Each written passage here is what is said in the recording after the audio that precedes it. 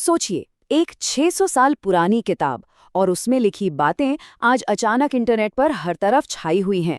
बातें भी कैसी? युद्ध, प्रलय और एक बिल्कुल नए युग की शुरुआत की भविष्यवाणियां। सवाल ये है कि क्या ये सच हो सकता है? चलिए, आज भविष्य मालिका के इसी रहस्य की गहराई में उतरते हैं। और देखिए, यही सवाल आज सिर्फ हमारे मन में नहीं, लाखों लोगों के मन में है।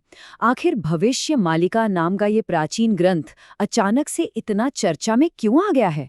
ऐसा क्या है इसकी भविष्यवाणियों में जो इतनी सनसनी मचा रही हैं? तो देखिए, दावे कुछ ऐसे हैं। कलयुग का अंत हो जाएगा, तीसरा विश्व युद्ध छिड़ेगा और 2032 तक एक नया स्वर्ण युग यानी सत्य युग शुरू हो जाएगा। ये कुछ ऐसे चौंकाने वाले दावे हैं भविष्य मालिका के जो इंटरनेट पर आग की तरह फैल रहे हैं। अब सवाल ये है कि ये अविश्वसनीय भविष्यवाणियां आखिर आ कहां से रही हैं? इसे समझने के लिए हमें थोड़ा पीछे जाना होगा इतिहास में। तो चलिए, इस रहस्य को सुलझाने के लिए हम चलते हैं समय में करीब 600 साल पीछे। कहानी शुरू होती है 16वीं सदी के भारत से। इस पूरी कहानी के जो मुख्य किरदार हैं वो है महापुरुष अच्युतानंद दास। सोचिए, 16वीं सदी में उड़ीसा के एक बहुत ही सम्मानित संत और कवि, जिन्हें लोग त्रिकालदर्शी कहते थे, यानी ऐसी मान्यता थी कि वो भूत, वर्तमान और भविष्य तीनों कालों को देख सकते थे। लेकिन अच्युतानंद दास अकेले नहीं थे। वो पंचसखा यानी 5 मित्रों के एक बहुत ही प्रभावशाली समूह का हिस्सा थे। और ये लोग सिर्फ संत नहीं थे, बल्कि एक तरह के सामाजिक सुधारक भी थे। इनका मिशन बहुत बड़ा था, ज्ञान को संस्कृत के मुश्किल बंधनों से आजाद कराकर आम लोगों की भाषा में उन तक पहुंचाना। अब अच्युतानंद दास की बात करें तो वो एक बहुत बड़े लेखक थे। कहा जाता है कि उन्होंने सैकड़ों ग्रंथ लिखे, लेकिन उनमें सबसे ज्यादा मशहूर हुई भविष्य मालिका, यानी उनकी भविष्यवाणियों का संग्रह। पर एक बात समझनी जरूरी है, उनकी ये भविष्यवाणियां उनके आध्यात्मिक दर्शन से बहुत गहराई से जुड़ी हुई थीं। और पंचसखा का दर्शन भी सच कहूं तो काफी अनोखा था। वो सिर्फ भक्ति पर जोर नहीं देते थे, बल्कि ज्ञान मिश्र भक्ति की बात करते थे। मतलब ज्ञान के साथ भक्ति।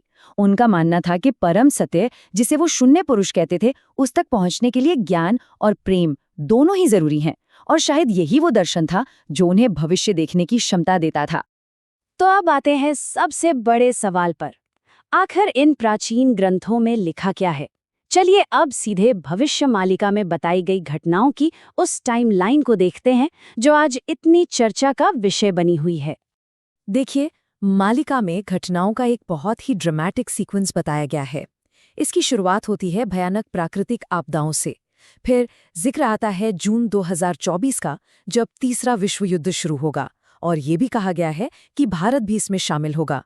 और इसका अंत होता है 2032 में एक नए स्वर्ण युग की स्थापना के साथ। मतलब ये टाइमलाइन काफी स्पेसिफिक है। अब इस महाविनाश से ठीक पहले ग्रंथ 4 बड़े संकेतों की बात करता है। पहला, खेती-बाड़ी चौपट हो जाएगी। दूसरा, प्रकृति अपना रौद्र रूप दिखाएगी। तीसरा, पवित्र स्थलों पर बड़ी उथल-पुथल मचेगी। और चौथा, समाज में नैतिकता पूरी तरह से खत्म हो जाएगी। ये सारे संकेत एक तरह से हर लेवल पर आने वाले एक बहुत बड़े बदलाव की तरफ इशारा कर रहे हैं।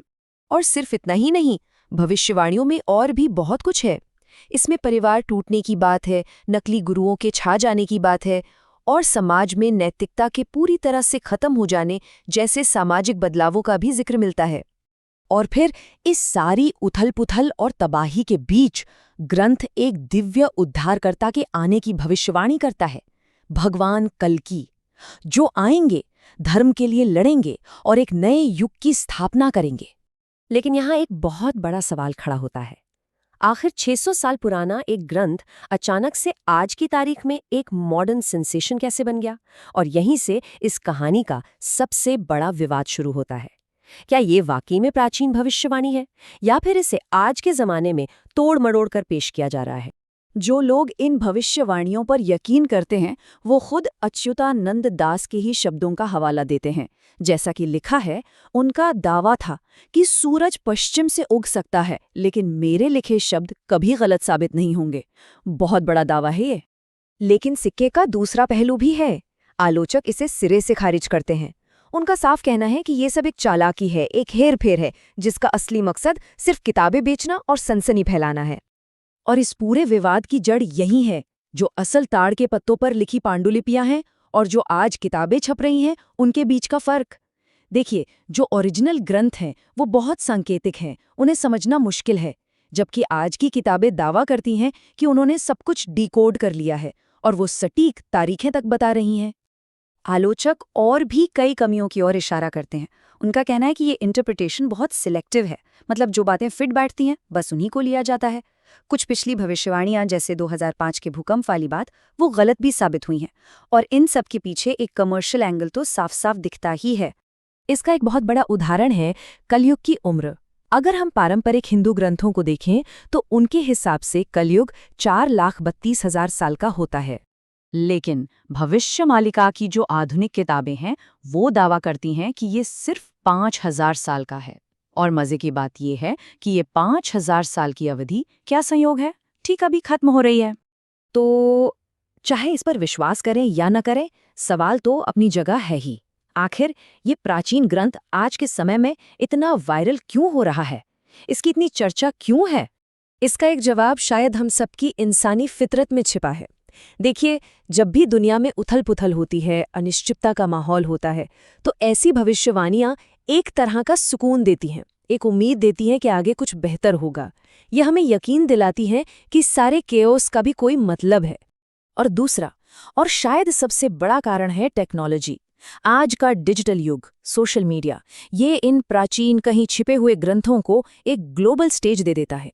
ये विचार जंगल की आग की तरह फैलते हैं और कहीं ना कहीं हम सबकी चिंताओं और उम्मीदों का आईना बन जाते हैं। और ये सब हमें एक आखिरी सवाल पर लाके खड़ा कर देता है। आज के इस दौर में जहां एक तरफ प्राचीन ज्ञान है और दूसरी तरफ डिजिटल एल्गोरिदम जो मिलकर हमारी सोच को बना रहे हैं, ऐसे में विश्वास और अंधविश्वास के बीच की बारीक रेखा कैसे खींची जाए, इसका जवाब शायद हम सबको अपने अपने लिए खोजना होगा।